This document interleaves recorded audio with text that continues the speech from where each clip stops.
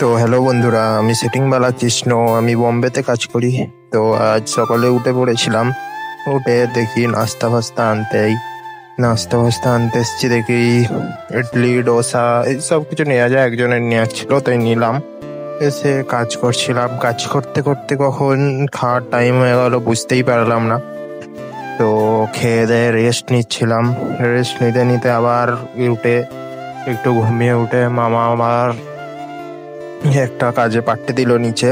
ক্যাম আনতে গেছিলাম। তো দেখো, আমাদের কাজে এরকম ধরনের ক্যাম ইউজ করা হয়, মানে সোনা ঢালার আগে। তারপর তারপর কাজই করছিলাম কি, আজকে একজন আর মানে কারিগর, মানে আমার মামাই হয়, সে আজকে গ্রামে যাবে। তো আজকে পার্টি হচ্ছিল আমাদের। তো মাংস হচ্ছিল এমন। তো একটা ভাই হেডফোন অর্ডার করেছিল, হেডফোনটা খোলা হচ্ছিল। খেয়ে তারপর কি করবো বন্ধুরা, আবার পরের দিন দেখা হবে। ঘুমিয়ে পড়া যাক আজকে।